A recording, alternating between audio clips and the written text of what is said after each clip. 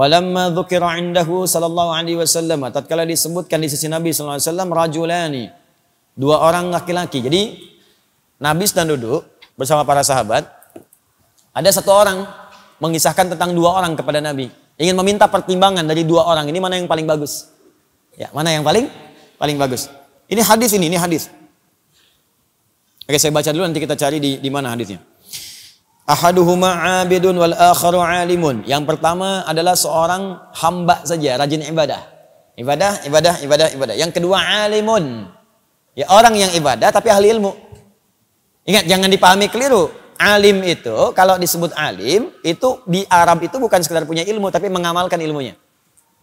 Makanya ulama, ketika disebut ulama, bukan cuma berfatwa, tapi fatwanya diamalkan dulu. Apa hukumnya tahajud syekh? Dia udah tahajud dulu. Apa hukumnya infak syekh? Dia udah infak dulu. Diamal dengan ilmu itu, al-ilmu wa amalun alima wa amila. Itu dibalik harakatnya, dibalik hurufnya, nyambung dua-duanya. Alima, ain lam mim, amila, ain mim lam. Begitu disatukan, dua-duanya nyambung. Nah, orangnya alim, ketika diamalkan amil. Dari bahasanya semuanya nyambung. Ya, qalbul makani, hurufnya ditukar, itu nyambung dua-duanya, punya kaitan yang erat. Ya, nama kitabnya Al-Khasa'is 3 jilid. Karya Ibnu Jinni. Ya, Ibnu Jinni. Itu luar biasa. Nah, kembalikan ke sini. Jadi dikisahkan kemudian, ada alim, kalau disebut alim dalam bahasa Arab berarti mengamalkan, bukan cuma berilmu. Karena ilmu kalau nggak ngamalin pun nggak ada nilainya juga.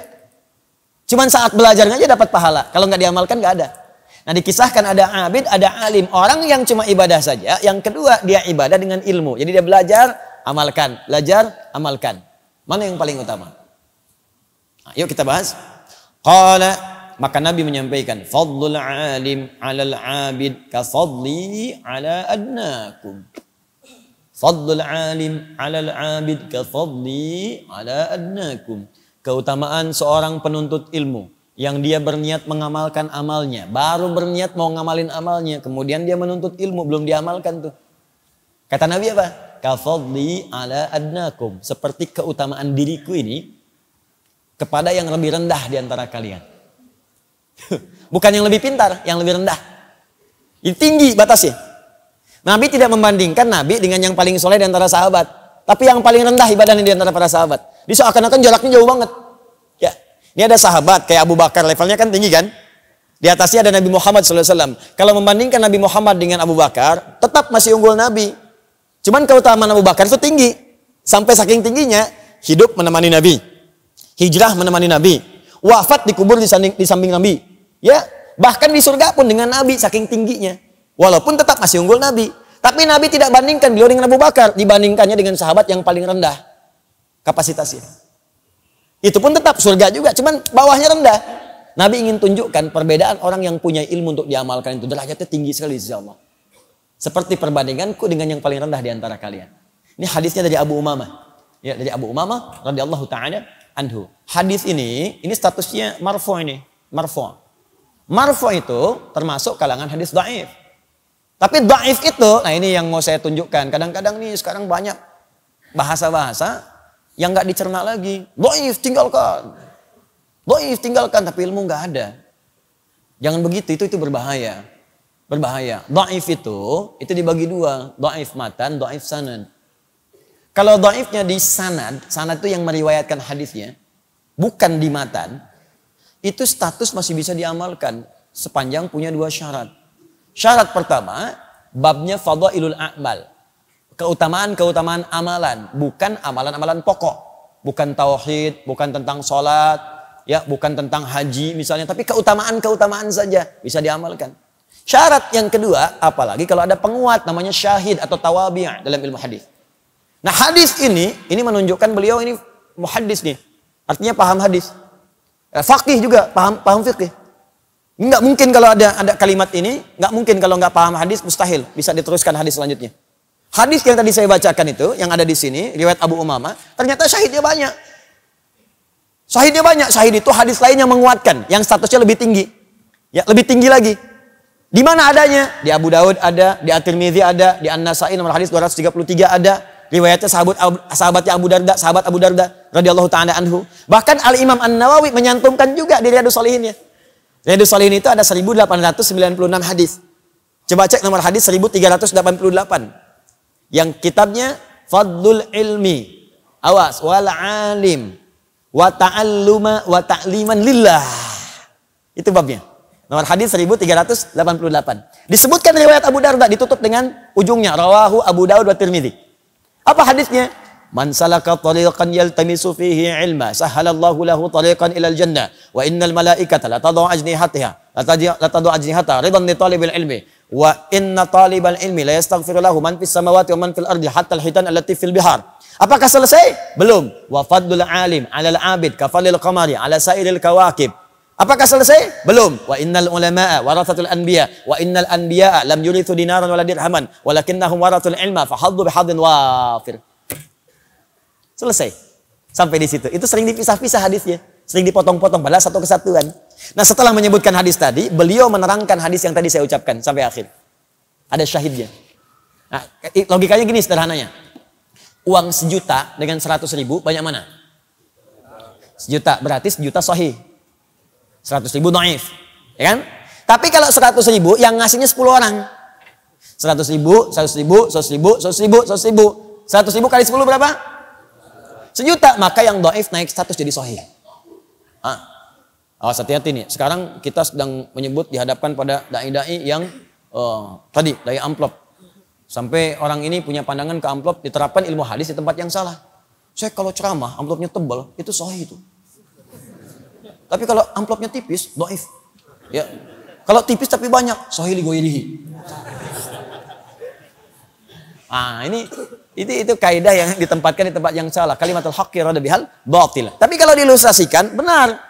Ini 1 juta sahih, 100 ribu dhaif. Tapi kalau 100 ribu dikasih 10, naik juga jadi 1 juta. Sahih li ghairihi. Sama hadis dhaif, kalau isinya benar, yang diragukan itu orang yang nyampaikannya. Bukan karena isinya.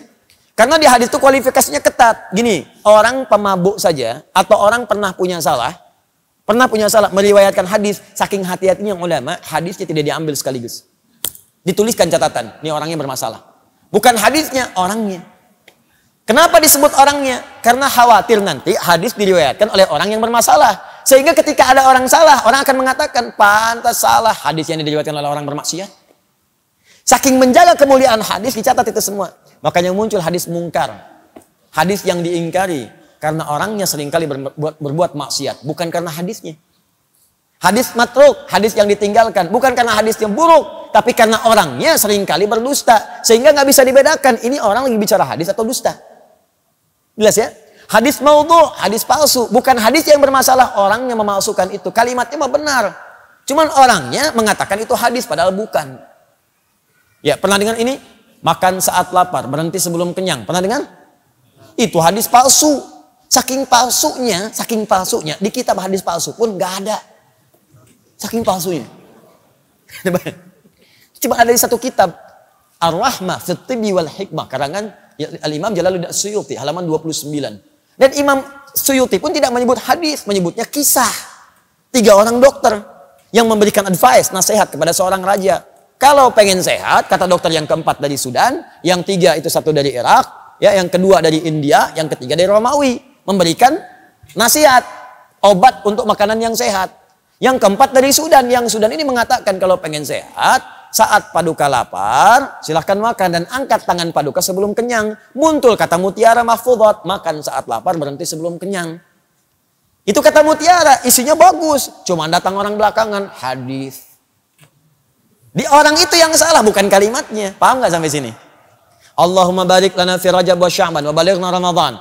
Ya Allah, mohon berkahi hamba di bulan Rajab dan Sya'ban dan mohon sampaikan pada bulan Ramadan. Isinya benar.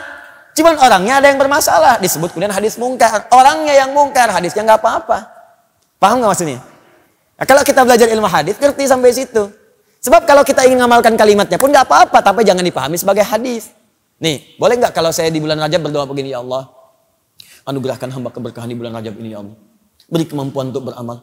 Dan mohon beri kesempatan, ya Allah, untuk sampai di bulan Sya'ban dan pertemukan dengan Ramadan, ya Allah. Hamba ingin bertobat. Hamba ingin bertobat. Boleh nggak? Itu bahasa Arabnya. Allahumma barik lana fi Rajab wa Sya'ban wa balighna Ramadan. Sama aja. Orang Arab bacanya pakai bahasa Arab. Kita pakai bahasa Indonesia.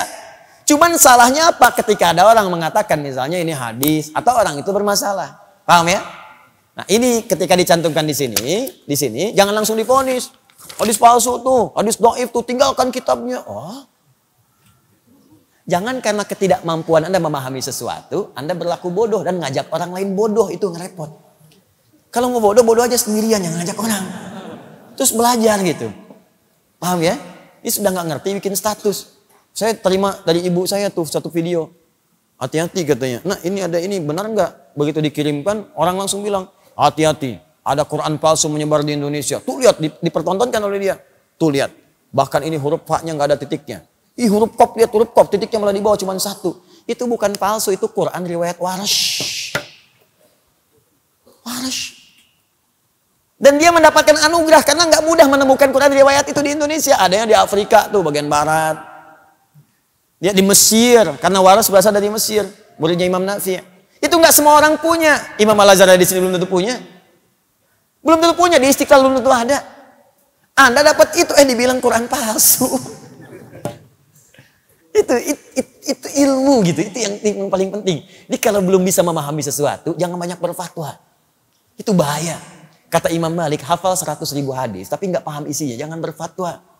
Kalau bukan Andanya yang sesat, orang lain nanti yang terlantar. Paham ya?